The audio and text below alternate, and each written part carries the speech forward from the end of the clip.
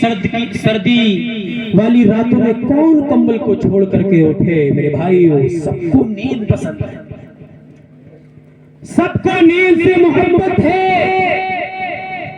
معاشرے کی اصلاح کے پرچار ہم کرتے رہیں، معاشرے کی اصلاح کے جھنڈے گاڑتے پھریں، اگر نماز ہم نہیں پڑھ سکتے تو معاشرے کی اصلاح ہو ہی نہیں سکتی۔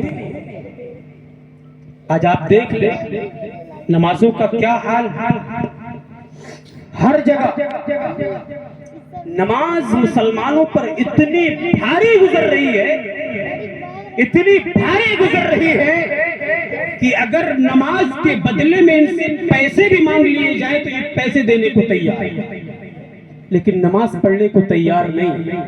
مسجدیں ویران ہیں، مسجدوں کے وضو خانے ویران ہیں، مسجدوں کی چٹائیوں پر دھول جمی ہوئی ہے، ان کو کوئی آباد کرنے والا نہیں ہے۔ ہم رو رہے ہیں، گڑ گڑا رہے ہیں کہ فلاں مسجد شہید کر دی گئی، فلاں مسجد کو ڈھا دیا گیا، فلاں مسجد کو دھرم شالہ بنا دیا گیا، فلاں مسجد پر قبضہ کر لیا گیا۔ میرے بھائیو، یاد رکھیے گا، اللہ کے نبی جناب محمد رسول اللہ صلی اللہ علیہ وسلم نے ایک حدیث کے اندر کہا تھا، جعلت لی، میرے لیے پوری زمین کو مسجد بنا دیا گیا ہے، پوری روئی زمین کو میرے لیے سجدہ کرنے کی جگہ بنا دیا گیا ہے۔ آپ سجدہ کریں تو صحیح، مسجد صرف اسی کا نام نہیں ہے، منبر و محراب ہو، چہار دیواری ہو، اس میں امام ہو، اس میں مؤذن ہو، اس میں 5 وقتہ نمازوں کا اہتمام ہو رہا ہو، صرف مسجد اس کا نام نہیں ہے، بلکہ اللہ کے نبی نے کہا تھا میرے لیے پوری زمین کو مسجد بنا دیا گیا، طہارت حاصل کرنے کا ذریعہ بنا دیا گیا۔ آپ جہاں بھی ہوں، جس حالت میں ہوں، نماز کا اگر وقت ہو جائے تو نماز کی ادائیگی ضروری ہے۔ ایسے ہی اللہ نے قرآن میں اپنے نبی کو مخاطب کر کے نہیں کہا تھا کہ اے نبی نماز کی پابندی کریے، اے نبی نماز پڑھیے۔ قرآن مجید کا 21واں پارہ آپ شروع کر کے دیکھیے، اللہ نے فرمایا اتل ما اوحی الیک من الکتاب واقم الصلاۃ ان الصلاۃ تنہی عن الفحشاء والمنکر۔ اے نبی، آپ کی جانب جو کتاب نازل کی گئی، آپ اس کی تلاوت بھی کرتے رہیے، اس کو پڑھتے رہیے، اس کی فرد گردانی کرتے رہیے۔ آج مسلمانوں نے قرآن کو پڑھنا بھی چھوڑ دیا، قرآن سے اپنے رشتے کو ختم کر لیا، قرآن کو طاقوں کی زینت بنا کر کے رکھ دیا۔ صرف رمضانوں میں اگر توفیق مل جاتی ہے تو قرآن کو الٹ پلٹ کر لیتے ہیں۔ میرے بھائیو، قرآن کریم کو اگر ہم نے چھوڑ دیا، قرآن کریم سے رشتہ مضبوط نہ بنایا، قرآن کریم کی تفسیر کو پڑھنا چھوڑ دیا تو اس دنیا کے اندر ہم ذلیل و خوار ہو جائیں گے۔ اللہ نے کہا اے نبی، آپ کی جانب جو کتاب نازل کی گئی ہے آپ اس کی تلاوت کرتے رہیے، واقم الصلاۃ، نماز بھی قائم کرتے رہیے، نماز کی پابندی بھی کرتے رہیے۔ ان الصلاۃ تنہی عن الفحشاء والمنکر، اس لیے کہ نماز بہت ساری برائیوں کو ختم کر دیا کرتی ہے۔ نماز پڑھنے لگ جائیں گے بہت ساری برائیاں ختم ہو جائیں گی، نماز پڑھنے لگ جائیں گے جوا چھوڑ دیں گے، اگر نماز پڑھنے لگ جائیں گے شراب چھوٹ جائے گی، اگر نماز پڑھنے لگ جائیں گے تو چوری کی لت بھی چھوٹ جائے گی، اگر نماز پڑھنے لگ جائیں گے تو وقت کا صحیح استعمال کرنے لگ جائیں گے۔ نماز پڑھیے، اور نماز اور تلاوت قرآن کو اللہ نے قرآن مجید کے اندر ایک ایسی تجارت سے تعبیر کیا ہے، ایک ایسی تجارت گردانا ہے اس میں کبھی بھی کسی گھاٹے کا امکان ہے ہی نہیں۔ دنیا کے اندر ہم کاروبار کرتے ہیں، مختلف علاقوں میں مختلف کاروبار، مختلف لوگوں کے مختلف کام و کاج، مختلف تجارتیں، مختلف بزنس، لیکن دنیا کی جو تجارت، دنیا کے جو کاروبار، اس میں دونوں احتمال ہیں، نقصان بھی ہو سکتا ہے، گھاٹا بھی ہو سکتا ہے۔ ضروری نہیں ہے کہ ہم کو صرف فائدہ ہی فائدہ، اور یہ بھی ضروری نہیں ہے کہ صرف ہم کو گھاٹا ہی گھاٹا، نقصان بھی ہو سکتا ہے، فائدہ بھی ہو سکتا ہے، لیکن تلاوت قرآن کو کرنا، نماز کی پابندی کرنا، اللہ نے ایک ایسی تجارت سے تعبیر کیا جس میں کسی بھی قسم کا گھاٹا ہو ہی نہیں سکتا۔ اللہ نے قرآن میں ان الذين يتلون كتاب الله واقاموا الصلاة وآتوا الزكاة، جو لوگ کتاب اللہ کی تلاوت کیا کرتے، جو لوگ قرآن مجید کو کھول کر کے پڑھا کرتے۔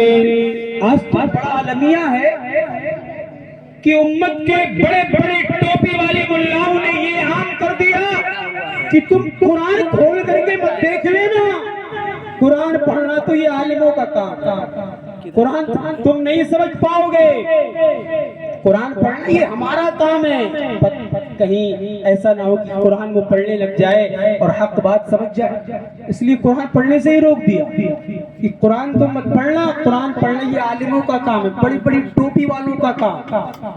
میرے بھائیو، اللہ نے قرآن میں کہا کہ جو لوگ کتاب اللہ کی تلاوت کرتے ہیں اور نمازوں کی پابندی کرتے ہیں تو اللہ رب العالمین نے کہا یرجون تجارت لن تبور، گرچہ وہ ایک ایسی تجارت کی امید لگا کر کے بیٹھے ہیں جس میں کسی بھی قسم کا گھاٹا نہیں ہو سکتا ہے۔ میرے بھائیو، کہنے کا مطلب یہ ہے کہ نماز کی ادائیگی بہت زیادہ ضروری ہے، کسی بھی حالت میں نماز معافی نہیں، مر گئے تو مر گئے تبھی نماز معاف ہے، اس سے پہلے نماز کی معافی کا کوئی بھی ذریعہ، کوئی بھی دلیل، کوئی بھی سبب ہمیں نہیں ملتا۔ نمازوں سے ہم دور ہوتے چلے گئے، نبی سے محبت کا دعویٰ کرتے ہیں نا، اس نبی کی آنکھوں کی ٹھنڈک نماز۔ اللہ کے نبی نے حدیث میں کہا تھا جعلت قرۃ عینی فی الصلاۃ، اے میری امت کے لوگوں، نماز کو میری آنکھوں کی ٹھنڈک بنا دیا گیا ہے۔ اذا حضبه امر فصلى، حذیفہ بن یمان رضی اللہ تعالیٰ عنہ کہتے ہیں اللہ کے نبی کا یہ معمول تھا، جب اللہ کے نبی کو کوئی پریشانی والا معاملہ پیش آیا کرتا تھا، جب اللہ کے نبی کسی پریشانی میں دکھائی دیتے تھے تو فوراً نماز پڑھنے کے لیے تیار ہو جایا کرتے تھے، نماز پڑھنے کے لیے کھڑے ہو جایا کرتے تھے۔ نبی سے محبت کرنے والوں نے آج نماز کو چھوڑ دیا، مسجدوں کو ویران کر دیا۔ فجر کی نمازوں میں مسجدوں کا کیا حال ہے آپ دیکھ لیجئے، بسا اوقات تو صرف اذان دینے والا مؤذن اور نماز پڑھانے والا امام ہی نظر آتا ہے۔ محبت ہے، بس محبت ہے، محبت کے نام پر جھنڈیاں لگا لو، محبت کے نام پر جلوس نکال لو، محبت کے نام پر انگوٹھے چوم لو، صرف یہی محبت نہیں ہے، بلکہ اصل محبت تو یہ ہے کہ نبی کے فرامین سے بھی محبت کی جائے۔ نبی کی آنکھوں کی ٹھنڈک نماز ہے، اگر ہم نے نماز کو چھوڑا تو گویا کہ ہماری نبی سے محبت مکمل نہیں۔ اور قیامت کے دن سب سے پہلے نماز کے بارے میں سوال ہونا ہے میرے بھائیوں، میری ماں اور بہنوں، آج مائیں اور بہنیں بھی نمازوں کی پابندی نہیں کرتی، بچوں میں لگی رہتی ہیں، کاموں کاج میں لگی رہتی ہیں، کھانا بنانے پکانے کھلانے میں لگی رہتی ہیں۔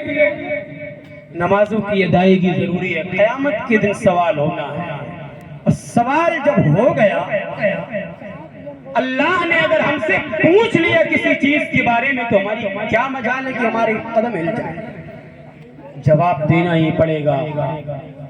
ٹھنڈی کی سرد رات میں اپنے گریبان میں جھانک کر کے سوچئے، اپنے ماضی کی کہانی کو دہرائیے کہ ہم نے ماضی میں کتنی نمازیں پڑھی ہیں اور مستقبل میں کتنی نمازیں پڑھنے کا ہمارا عزم اور حوصلہ۔ بہت سارے لوگ، بلکہ 95% لوگ صرف جمعے میں دکھائی دیتے، وہ بھی اس لیے کہ گھر والوں کی مار پڑتی ہے، کہیں اسلام سے خارج نہ ہو جائے۔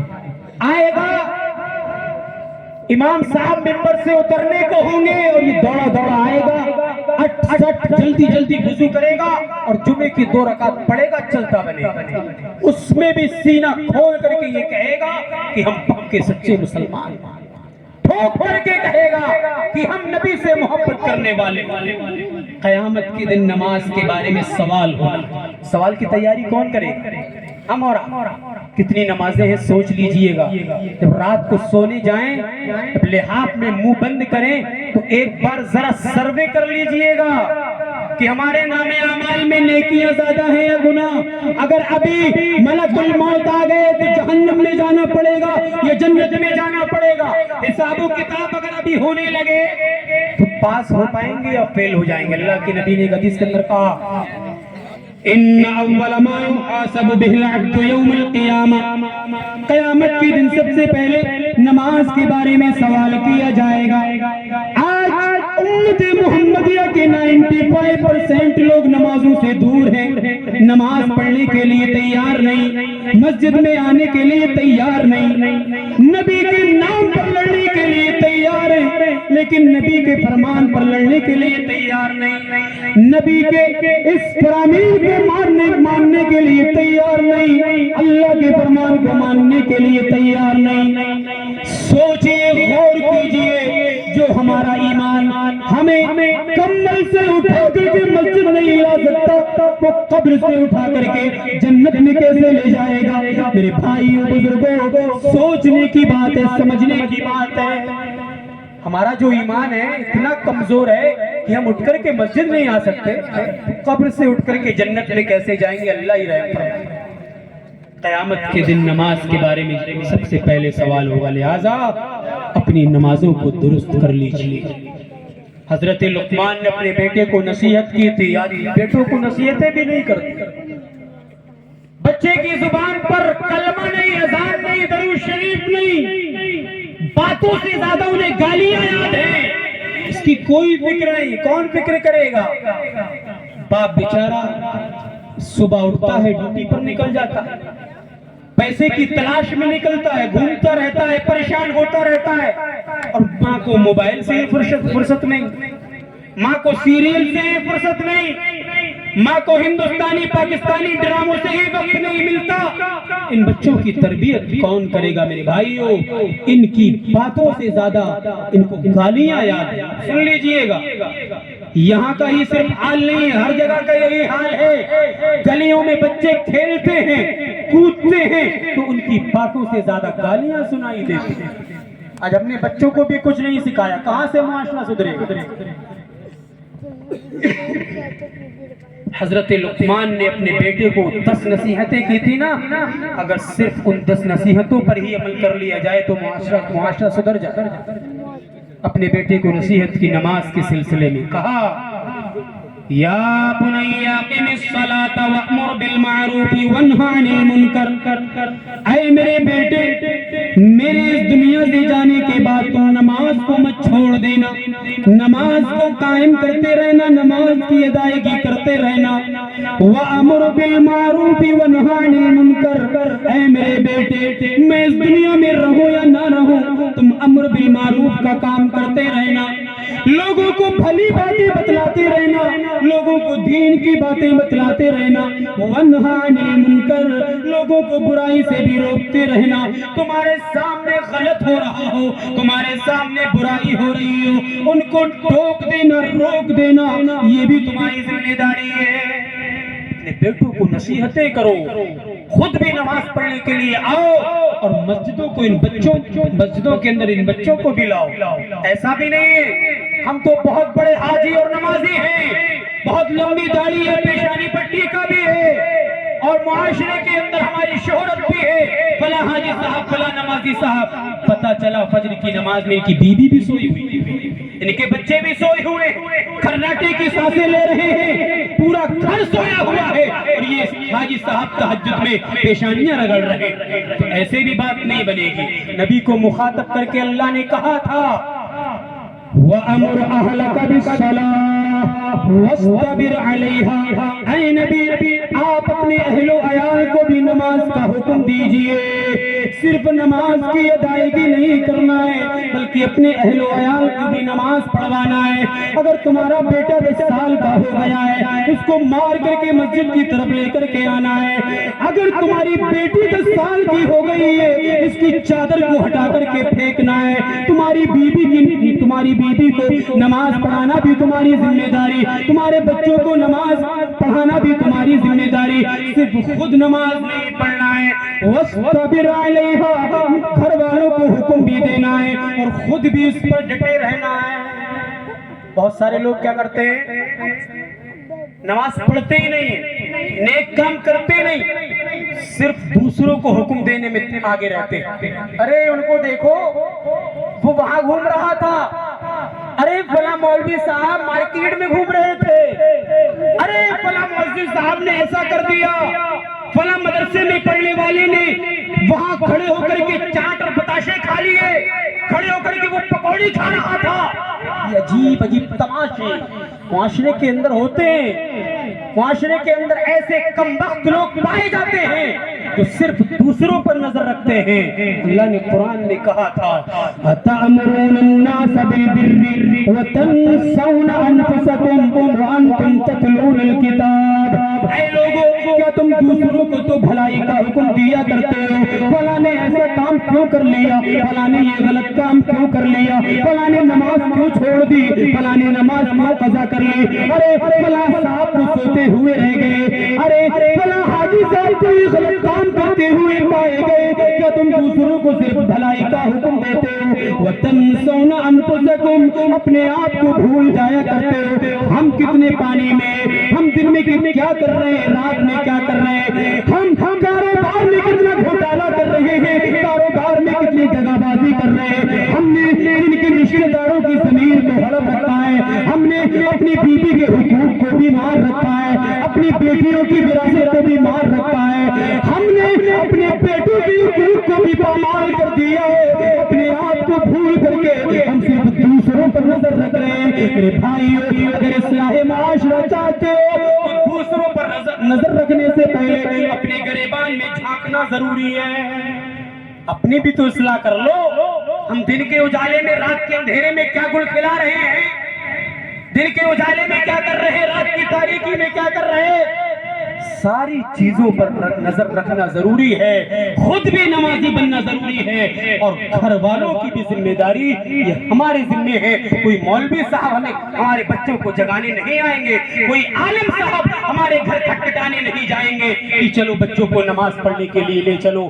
یاد رکھیے گا ایک بات، اپنے دامن سے باندھ لیجیے گا، اپنے ذہن میں بٹھا لیجیے گا، آپ اگر نمازی ہیں، آپ اگر حاجی ہیں، آپ زکات دینے والے ہیں، اگر آپ کے بچے نمازی نہیں، آپ کی بیوی نمازی نہیں، آپ کے گھر والے نمازی نہیں، تو کل قیامت کے دن یہ ہمارے بچے، ہماری بیوی، ہماری بیٹیاں، ہمارے بیٹے، ہمارے رشتے دار کل قیامت کے دن ہمارا گریبان پکڑ لیں گے اور کہیں گے اے اللہ یہ ہمارا باپ ہے، یہ فجر کی اذان سن کر کے چلا جاتا تھا، پتہ بھی نہیں چلتا تھا کب چلا گیا کب آ گیا، اس نے ہمیں نہیں جگایا تھا، اس نے ہمیں نہیں اٹھایا تھا، یہ کبھی ہمیں مسجد لے کر کے نہیں گیا، اے اللہ کبھی یہ ہمیں بھلائی کے کاموں میں نہیں لے گیا، کبھی اصلاح معاشرے کے کاموں میں ہمیں اس نے آگے نہیں بڑھایا، صرف یہ خود آگے آگے تھا۔ تو یاد رکھیے گا وہاں ہماری کیا حالت ہوگی، اس لیے ضروری ہے قُوا أَنفُسَكُمْ وَأَهْلِيكُمْ نَارًا، اپنے آپ کو بھی بچانا ہے اور اپنے اہل و عیال کو بھی بچانا ہے۔